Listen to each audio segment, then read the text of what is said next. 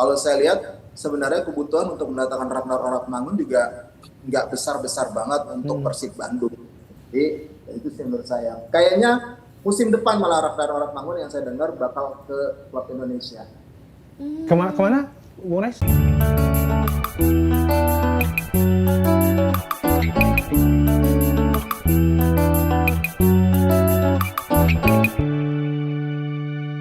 Nah, Bung Rais, selain Mauro Zylstra, ada beberapa pemain diaspora lain yang lagi dirumorkan dengan klub-klub Indonesia, termasuk Ivar Jenner yang ke Dewa United dan juga Ragnar Oratmangun yang ke Persib Bandung. Nih gimana Bung Rais menanggapi rumor ini? Kalau Ivar Jenner kan memang sebelumnya di awal transfer paruh musim ini memang sudah dikabarkan ke Persija dulu ya. Kemudian ya sering berjalan waktu, yang saya tahu tuh kalau nggak salah waktu ditawar sama Persija itu klubnya nggak ngerespon FC Utrecht gitu. Walaupun udah ada sempat komunikasi dengan Ivarnya gitu, tapi klubnya nggak ngerespon untuk terkait tawaran dari Persija gitu. Nah akhirnya sudah ada kesepakatan mungkin antara Ivar dengan klubnya yang kemarin.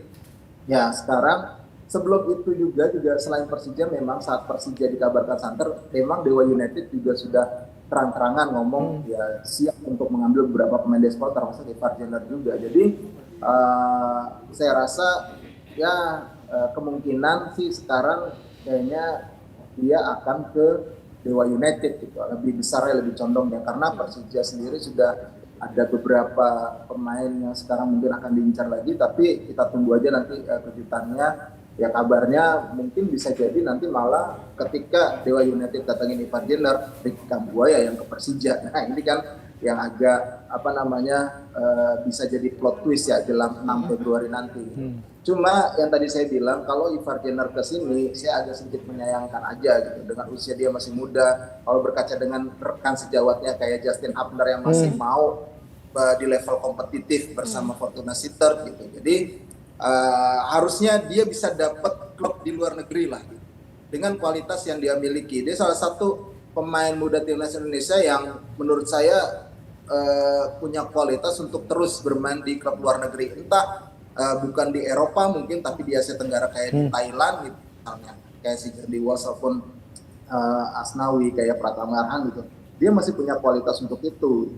Tapi ya balik lagi, ini keputusan pemain dan ada tawaran terbaik mungkin dari klub Indonesia nanti untuk dia. Ya sudah, kita harus lihat aja nanti bagaimana perkembangan dari si Ivar Jenner. Soal Ragnar Oratmangun, saya rasa Persib sendiri sudah ngomong, Coach Bojan Hodak sudah tutup pintu untuk transfer di paruh musim ini lebih cepat. Kemarin kalau saya tidak salah dia sudah mengeluarkan statement juga seperti itu. Ya entah, biasanya kan kadang-kadang suka ngegocek juga nih Coach Bojan. Jadi kalau saya sih melihat sekarang kebutuhan untuk di strikernya ini saya rasa sudah cukup ya, sudah Ramon Tankingnya juga sudah oke sejauh ini, kemudian Andrew Chung juga sudah oke. Kalau tidak ada yang cedera ya mereka udah solid banget. Belum lagi ada William Barros yang juga memang bisa ditempatkan sebagai striker utama gitu.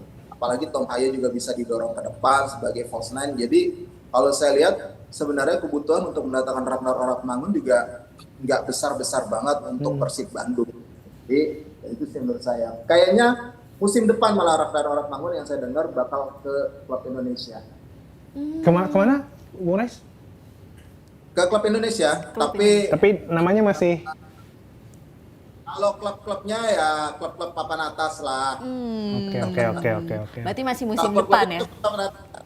Musim depan sih kalau saya nggak salah musim depan kabarnya tuh memang kayaknya bakal direkrut sama klub papan atas Indonesia gitu. Kalau inisial gitu atau logo-logo atau clue-clue gitu belum ada warna-warna, Bung Rais? Kayaknya memang di 3 besar sih, yang sekarang ada di 3 besar kayaknya. 3 atau 5 besar ya, 5 besar gitu ya. Dari 5 besar gitu di Super League kayaknya sih ya di antara 5 besar klub itu aja. Oke. Kemarin juga sempat santer nih Bung Rais, ada nama seorang pemain diaspora yang sudah bermain di timnas Indonesia, sempat disinggung bahwa dia akan ke klub biru. Lalu tiba-tiba namanya hilang, digantikan nama dua Levin Kurzawa dan Dion Marks. Betul. Ini mengenai Joey Pelupasi nih, Bung Rais Adnan. Bagaimana nasib dari beliau ini, Bung Rais? Kalau melihat dari performa dia di klub, saya rasa akan sulit dilepas sama Lomel ya, karena dia menjadi salah satu pemain kunci juga jadi PSG di Lomel SK gitu. Saya kurang tahu persis bagaimana proses negosiasinya kemarin dengan Persib, tapi yang pasti ketika itu gagal gitu, negosiasi itu gagal, kemungkinan besar makanya langsung mengalihkan ke Dion Marks. Kalau Levin Kurzawa ya memang itu kebutuhan lah gitu. Mereka kan melepas Rezaldi, kemudian sebelumnya di awal musim ada Zalnando, mereka pinjemin Alhamra. Nah, butuh untuk back tengah dan juga yang bisa diposisikan sebagai gelandang bertahan. Nah, Dion Marks ini bisa, apalagi secara usia juga Dion Marks bisa memanfaatkan untuk kuota pemain U23.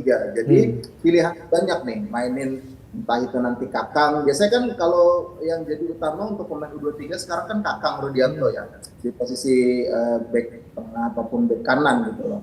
Nah, kebutuhannya adalah dengan ada Levin, kemudian Eliano Renders di sisi kanan, misalnya Levin di sisi kiri, back tengahnya ini untuk alternatif untuk pemain U23 ya ada Dion Marks, ataupun nanti dimainkan sebagai gelandang bertahan ya ada Dion Marks juga, selain ada Robbie Darwis nanti. Yang kualitasnya Dion Marks kan kalau udah di Belanda kan tempaannya kan udah bagus ya gitu loh. Dan diharapkan dia bisa langsung nyetel nanti sama seperti Tom Haya dan Eliano Renders. Nah, bicara soal Dion Marks juga nih Bung Rais, sejauh ini masih belum dapat jam main ya dari Coach Bojan di Persib. Nih menurut pandangan Bung Rais, kapan kira-kira akan dimainkan Dion Marks ini, dan gimana prediksi Bung Rais, apa langsung nyetel atau masih butuh adaptasi?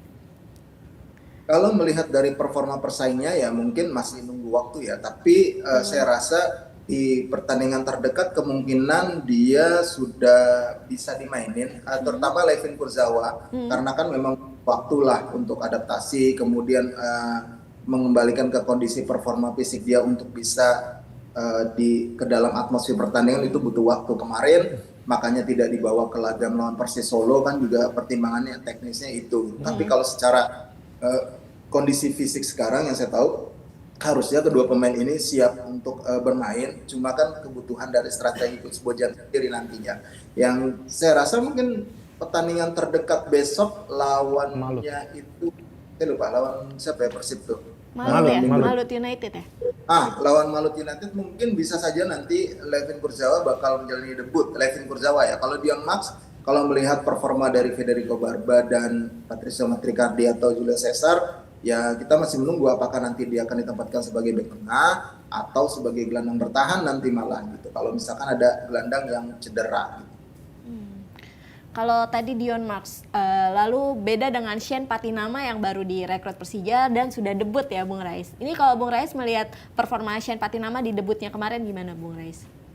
Masih so-so ya, karena kan dia juga masih, kemarin mainnya juga sebentar ya, lawan Persita tuh nggak terlalu ini juga gitu. Tapi yang pasti memang kehadiran Shane Patinama ini akan memberikan warna tersendiri dan persaingan ya di sisi kiri setelah Doni Tripamungkas ada di situ yang tampilnya lumayan ya, kalau saya bilang sangat baik ya di sisi kiri Persija dalam beberapa pertandingan terakhir, bahkan menyingkirkan Alan Cardoso kan. Nah, Shane Patinama akan memberikan warna tersendiri. Yang menarik adalah kalau misalkan nanti Shane Patinama ini apakah akan diplot tetap sebagai back sayap atau nanti menjadi pemain sayap gitu loh. Kan bisa tuh antara Doni dan Shane secara bergantian dipasang di situ. Ya ini akan menjadi pengayaan taktik dan strategi juga untuk komposisi pemain dari Persija Jakarta. Kalau melihat dari kemarin sih masih ya saya lihat ya biasa aja gitu, masih belum terlalu istimewa banget lah, karena kan masih baru juga, belum terlalu terlihat, mereka bermainnya juga belum terlalu banyak, tapi ya pasti dampaknya memang cukup positif sejauh ini bagi permainan Persija. Baik, kalau begitu Bung Rais Satan, terima kasih waktunya udah ngobrol-ngobrol sama kita mengenai pemain-pemain diaspora yang merumput di Super League. Betul, yang berdatangan ya. Yes, terima kasih Bung Rais Satan atas informasinya. Selamat pagi, selamat beraktivitas, salam olahraga. Stay updated, info terkini masih banyak. Jangan lupa subscribe, like, dan share YouTube official OKZone. Dan selengkapnya ada di okezone.com.